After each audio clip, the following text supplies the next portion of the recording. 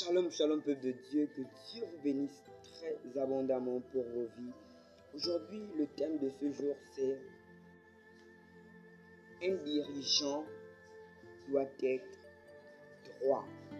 Et aujourd'hui, je voulais vous illustrer comme exemple la faute d'Aaron. Il était déjà consacré pour le sacerdoce par Moïse, selon la parole de l'Éternel. Il était déjà consacré pour le sacerdoce. Mais lorsque Moïse il s'est éloigné, il est parti avec Josué. Le cher Aaron, il est resté avec le peuple. Tandis qu'il est resté avec le peuple s'écrièrent non, Moïse nous a abandonnés, il est parti depuis. Et le peuple a demandé à Aaron de leur faire un Dieu. De leur faire un Dieu.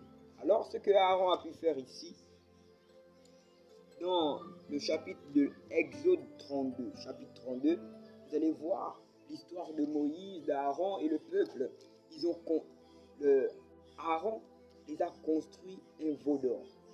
Et ce veau d'or, lorsque Moïse est arrivé, Exode 32, verset 17, la Bible nous dit: Josué entendit la voix du peuple qui poussait des cris.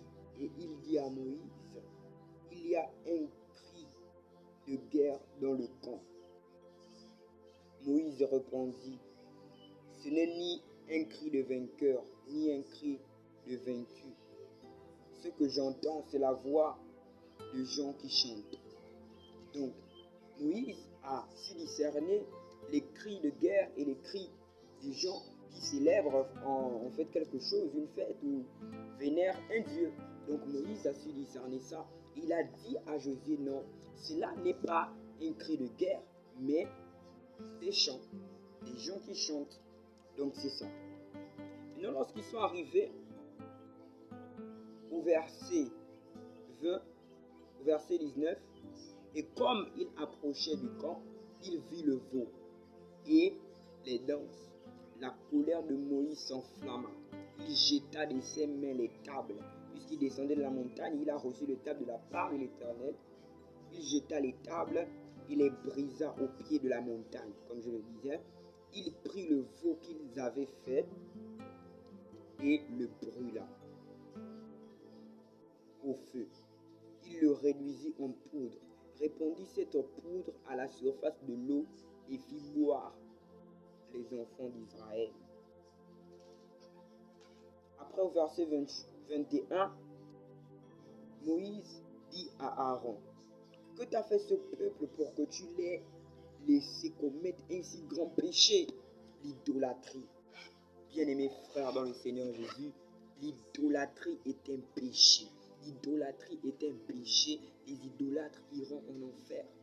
Ne partez pas dans une guerre là où Dieu ne s'est pas engagé. Ne partez pas vénérer un Dieu qui n'est pas l'éternel Dieu. Ne partez pas prier un Dieu étranger. Ne partez pas chez celui qui n'est pas le Christ Jésus. Ne partez pas chez un autre. Il n'y a que Dieu. Le Dieu de la Bible, il peut vous aider.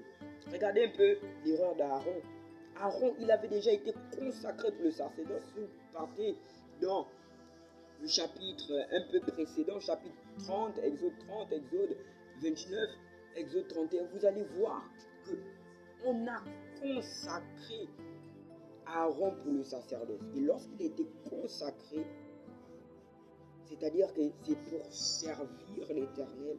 C'est pour servir l'Éternel. Et lorsque le peuple, il parlait à Aaron, Aaron, il était déjà là, pressé à servir le peuple. Mais non, ce n'est pas de cette manière-là. L'Éternel n'aime pas l'idolâtrie. Regarde, il a forgé, il a fabriqué un veau d'or au peuple pour adorer. Et lorsque Moïse est venu voir, donc à mon insu, vous faites ceci. Non, ce n'est pas bon. Donc un dirigeant, que ce soit dans l'église, que ce soit dans ton travail, que ce soit partout où tu entreprends, partout, que tu sois chef de classe dans l'école, que tu sois chef dans ton travail, que tu sois directeur, un dirigeant, c'est celui-là qui se doit d'être droit.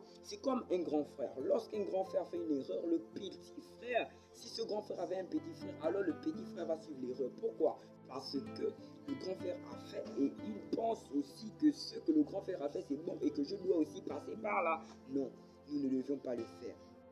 C'est un peu de ce contexte-là aussi que je parle. C'est de cette manière-là aussi que je prends une virgule et j'ouvre une parenthèse. Donc, c'est du dirigeant que se trouvent tous les problèmes. Tout ce qui est à la base, c'est au dirigeant. Si celui qui dirige fait une erreur, c'est tout le peuple qui fait une erreur. Si celui qui dirige gaffe, c'est tout le peuple qui gaffe. Si le pasteur dit quelque chose à l'église qui n'est pas conforme aux Écritures, c'est tout le peuple qui entendra et pratiquera ce qui n'est pas conforme aux Écritures. Alors, ce que nous devions faire, c'est appliquer ce qui est écrit.